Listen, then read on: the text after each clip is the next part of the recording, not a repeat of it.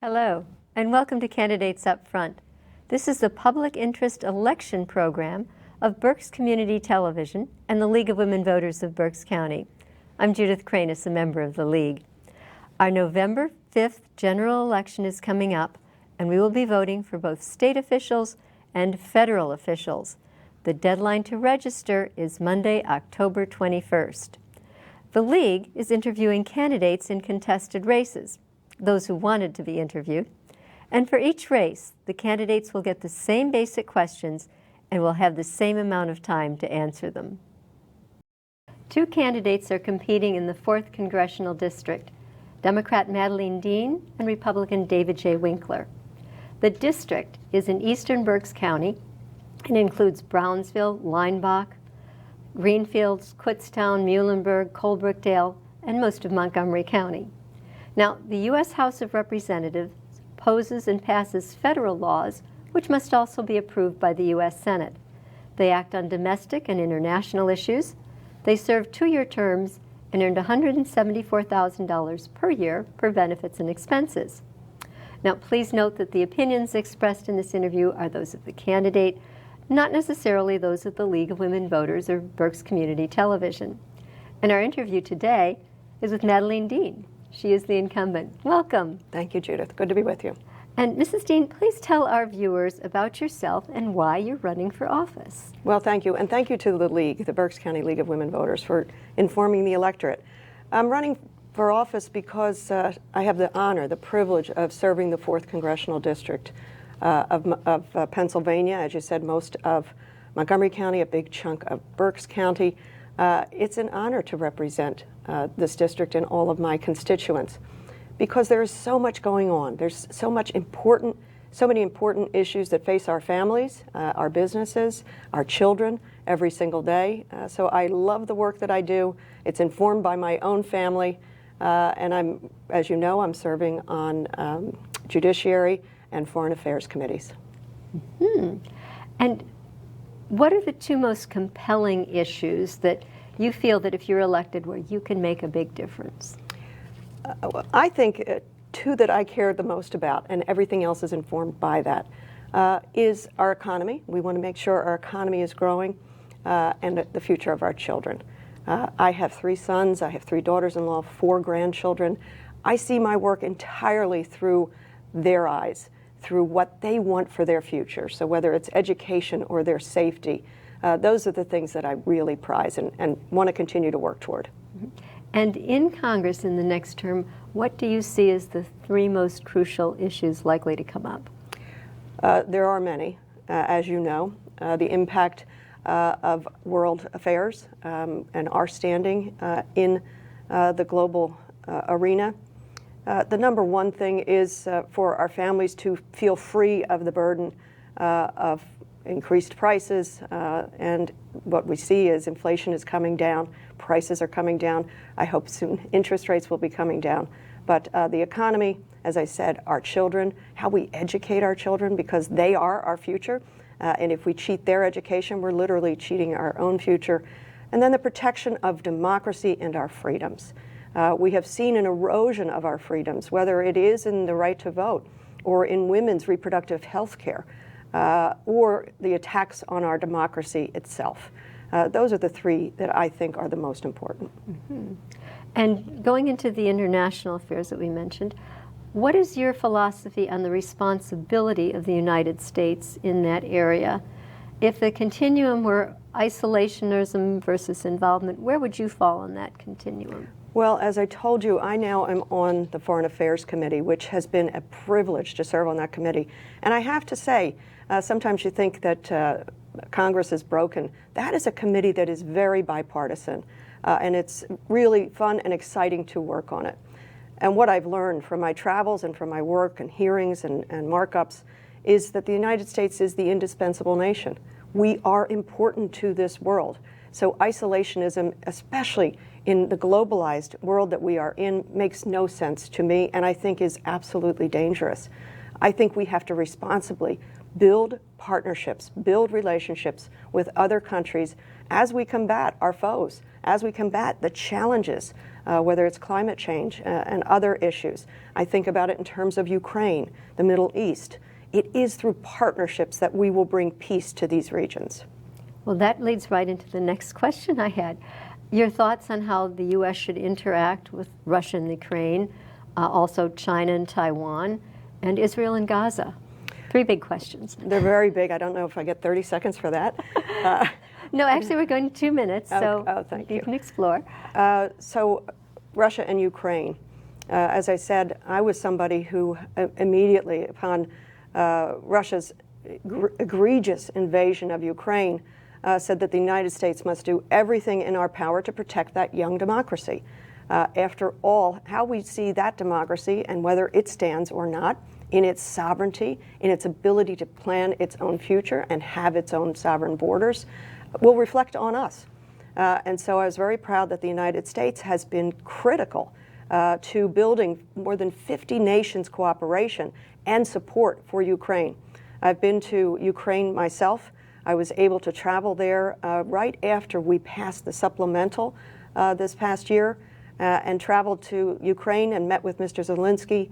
What a brave, heroic man, served by so many brave, heroic Ukrainian soldiers and families. I have a big Ukrainian population in my district, so it's been an honor to work with them. The United States is indispensable, and it infuriated me, frankly, that we waited so long to get them the additional aid, but they are more than appreciative of it and using it as well as they possibly can. We must see them prevail. Russia must not win that war in any way.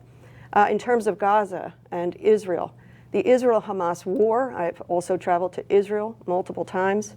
It is a horrendous, grievous, as a result of an attack by Hamas terrorists on Israel, brutally, savagely killing more than 1,200 people, taking 250 hostages with them. We have an important role to play in bringing peace and in stopping the suffering. I just met today with some children from Palestine who are here receiving treatment at Shriners Hospital, receiving treatment for amputations. The loss of life and the human suffering in that region, in Gaza, the West Bank, and in Israel. The United States is critical to making sure we bring peace. And I think I forgot you wanted me to go. China and Taiwan, because that could involve us in a war we didn't want to be in. I mean, that's a scary situation. What I really admire is what the United States is doing, and Congress has been a part of this, and that is to be building those relationships, agreements, compacts with nations in the region to make sure, from Australia to Japan and all around the region, that we do everything to deter China from invading Taiwan. We know that is their ambition. We know that they have a long-range view of things, so we have to show our strength and our solid relationships with other nations in the region. Going back to domestic things, both parties will say they are pro-family, but they seem to propose and vote for very different things. So what legislation do you feel is pro-family? Education funding is pro-family. I was proud during COVID that we were able to send $7 billion to Pennsylvania, much of it to our municipalities and to help be sure we educate our children. And you just saw that the Pennsylvania budget, the Pennsylvania state budget, included more than $1 billion. That's pro-family. When you say we want to educate every one of our children, regardless of zip code, with the best education, because that's also really important to our civic life and to the health of our communities, that our kids get an education that is free from bias, that is free from cheating some kids in some zip codes and enriching others. So I think as we educate our children is what our future really will look like. And things like paid parental leave or programs to support women when they are pregnant or the family after birth, yes. Are those things you would support? I have supported. I have voted for those things. You saw we had the increased child tax credit that made a huge difference. It lifted more than 50% of families and children out of poverty.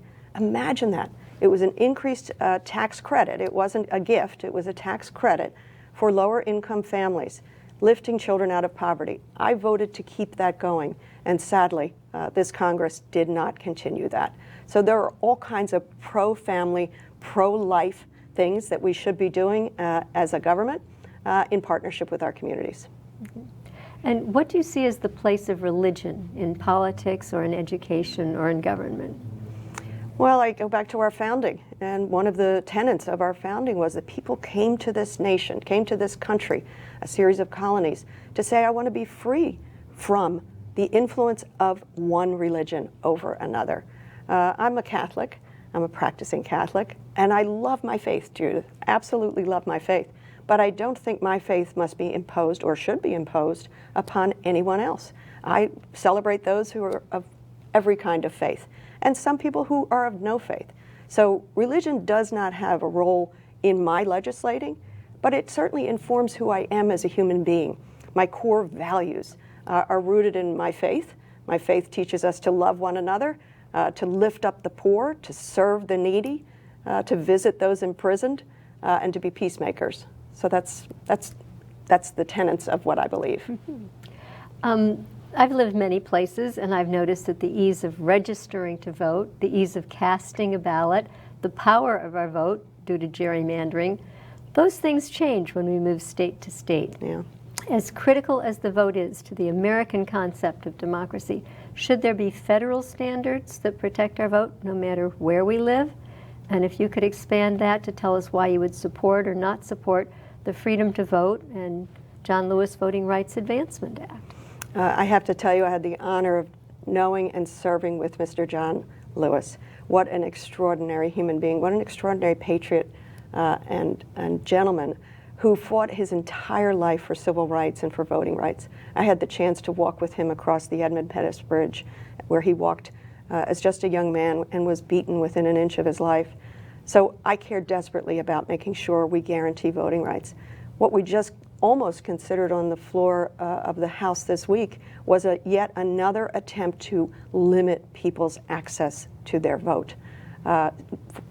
Fortunately, we did not have that bill brought up by the other party, but we have to expand voting rights. The federal government has a role to play. I want to, and I've supported the John R. Lewis Voting Rights Act, because we also notice that we have a Supreme Court who has torn back some of the protections of our voting rights and our civil rights.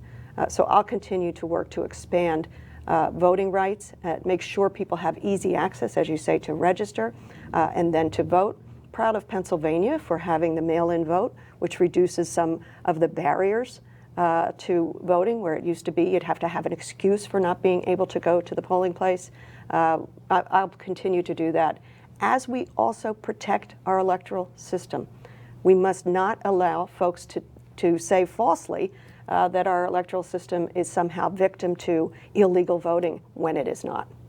And we volunteer sometimes with the election office, and Berks County runs a tight ship. So You're right, we're as good does here. Montgomery County. Yeah, Yeah. We're good here. Switching to gun violence, not a happy topic, but annually that's costing the U.S. $557 billion, and that includes outfitting and training first responders against new and improved weapons, retrofitting buildings to add security, and the healthcare costs.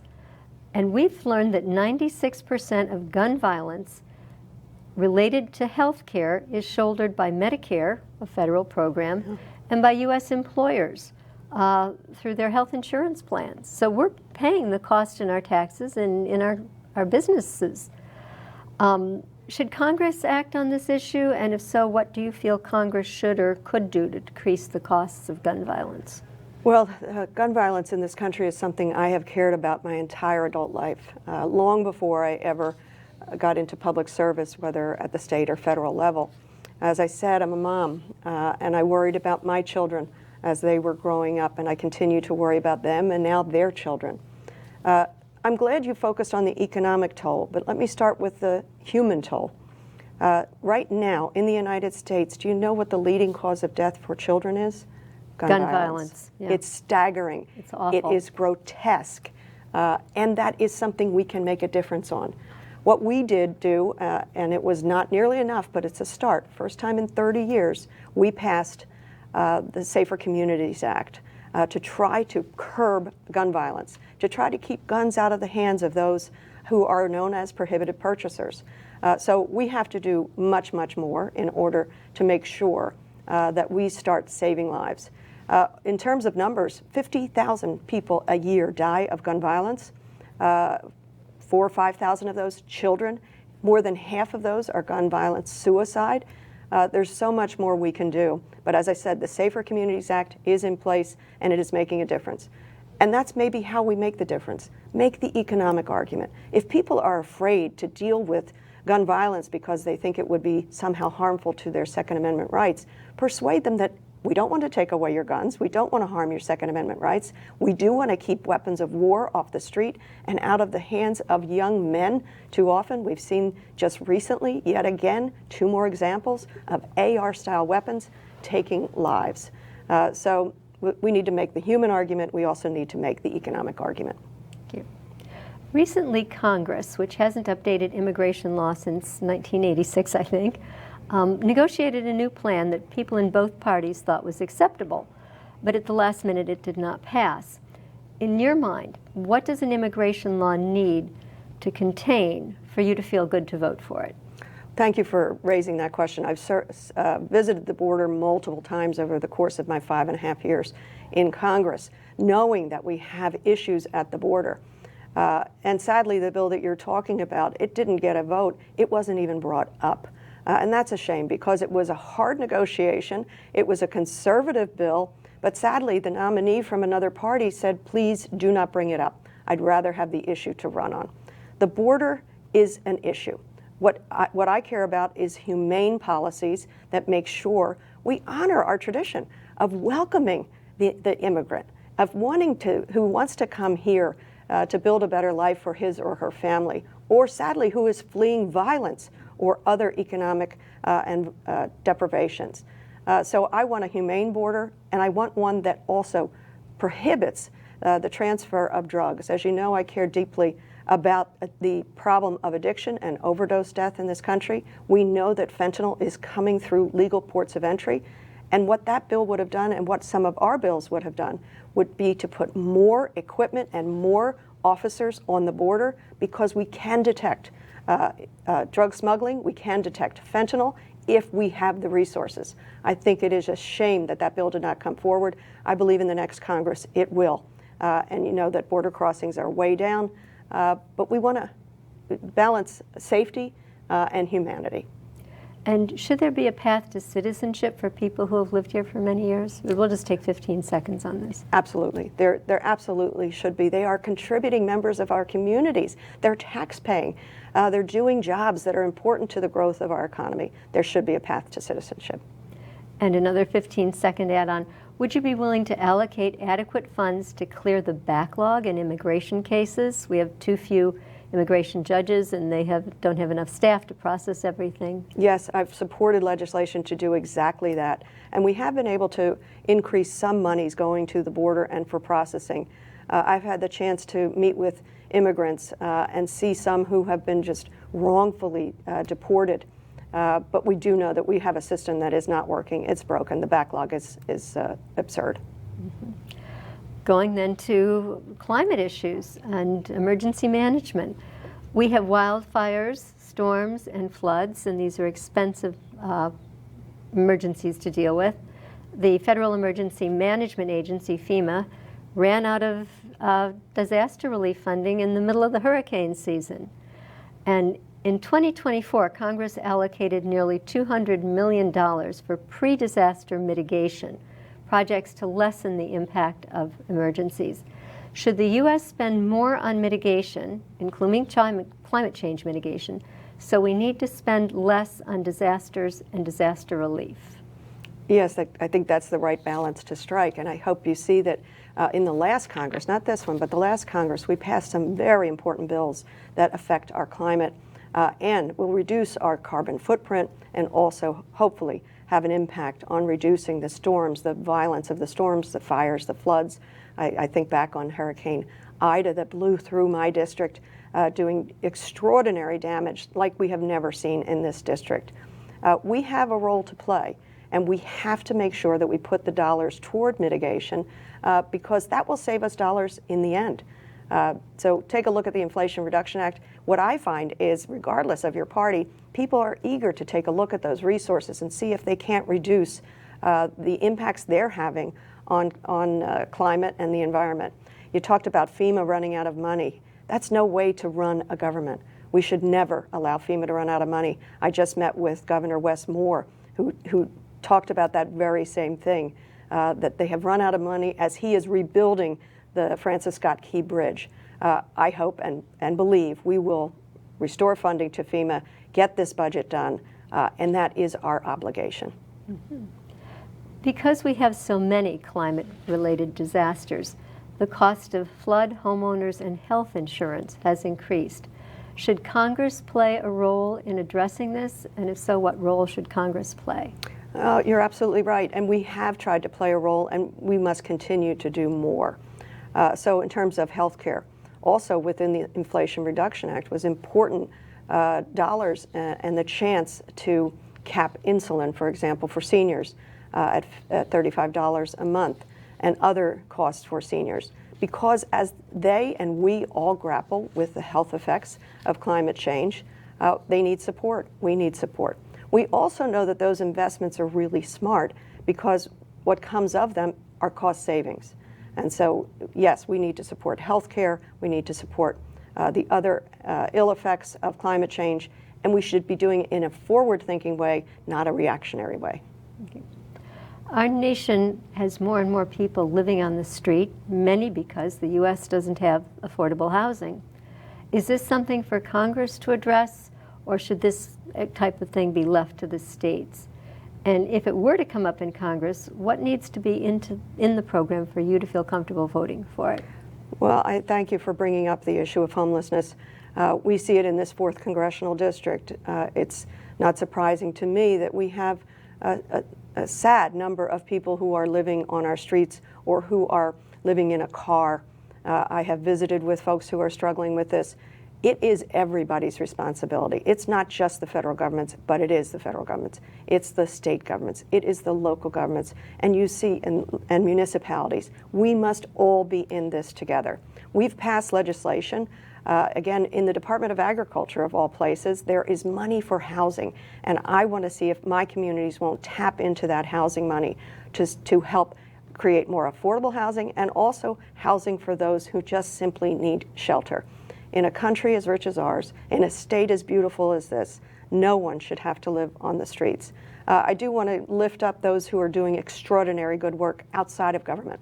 Street medicine folks, and many other churches and nonprofits who are doing great work around homelessness, but we're all in it together. Two of our Berks County League members, I being one of them, have been working for passage of the Equal Rights Amendment for more than 50 years each.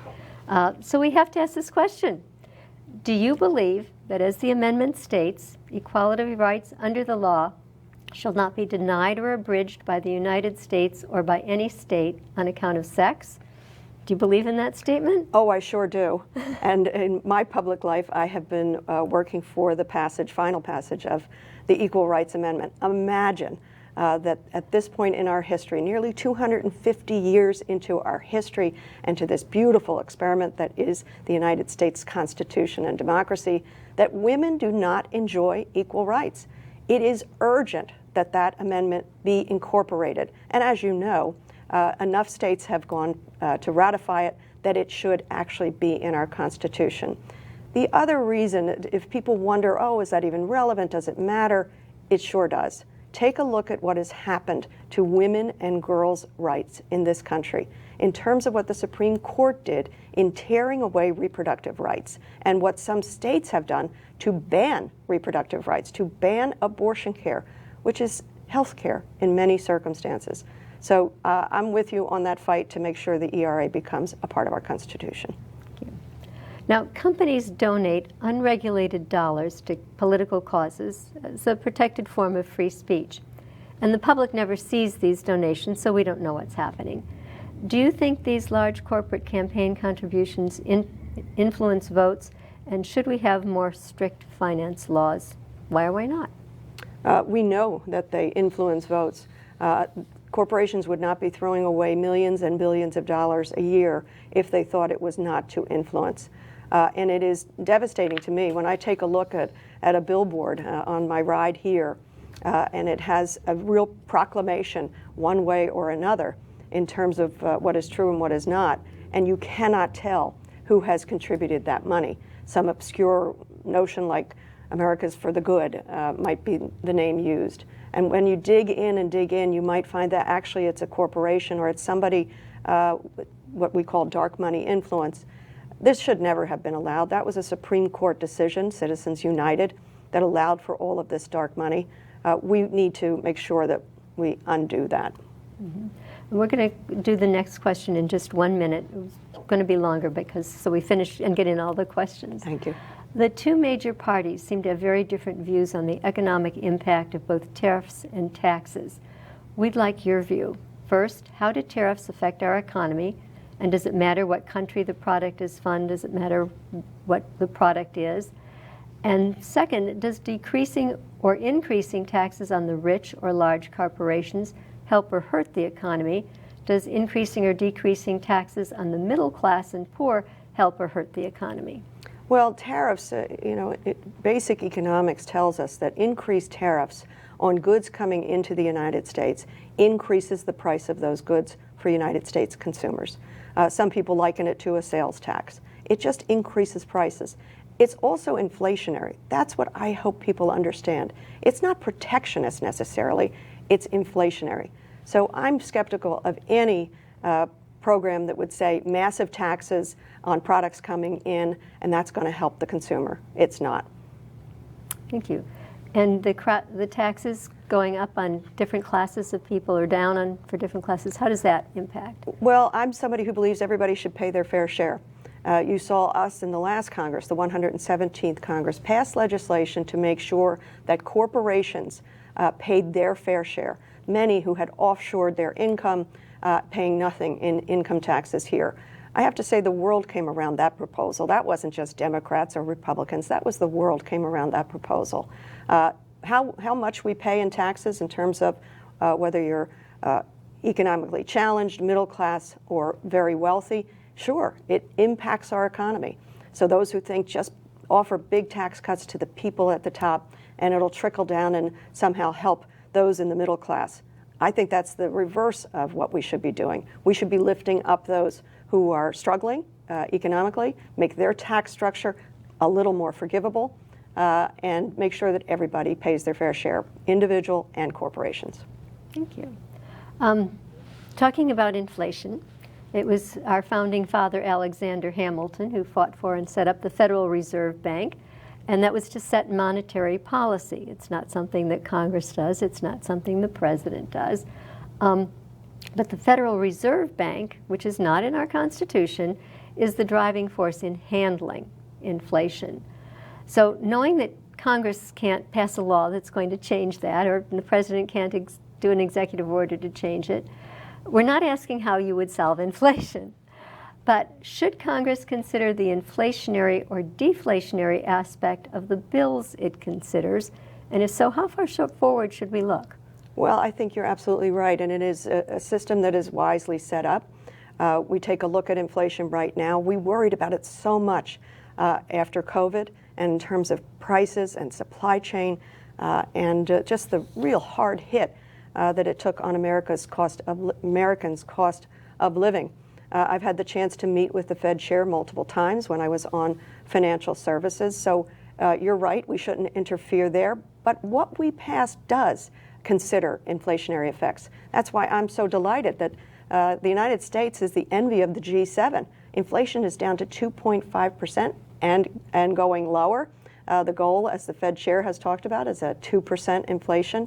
I'm looking forward to the Fed meeting in the upcoming days, and hopefully there'll be a reduction in interest rates, which will have a really important impact on our families. Thank you. And we have about 30 seconds left for a closing statement. Oh, my. Well, this was a fun conversation. It is. Thank you for the I opportunity. And I thank the Berks County League of Women Voters for inviting me, for allowing me to talk more and think more about the issues that I care so much about, because my constituents care about these issues. And so it's a real privilege for me to serve the 4th Congressional District, I love the work that I am doing to lift up all of the people in my constituency. So I hope you'll extend my thanks to the League for doing this in such a nonpartisan way. This is just about talking about those who would choose to try to serve you. Thank you. We thank you for sharing all your views with us. It was very interesting and I learned a lot, so I'm hoping our home viewers did as well. Viewers, please remember there is another candidate for the 4th Congressional District, David J. Winkler, and you can see that interview on BCTV's website or YouTube page. To check your voting status, always important to do, well ahead of time, go to vote.pa.gov. You can register, you can change your party, you can locate your polling place, or you can apply for an absentee or mail-in ballot. The deadline to register is October 21st. The deadline to apply for a mail-in ballot is October 29th. Then, check the League's online voters guide, vote411.org. You can confirm your voting district and get more information on the candidates who will be on your ballot. Or you can always contact Berks County Election Services. They have wonderful people working there, and they're at elections@countyofberks.com, 610-478-6490. I thank you for watching Candidates Up Front. I'm Judith Cranis. Good day.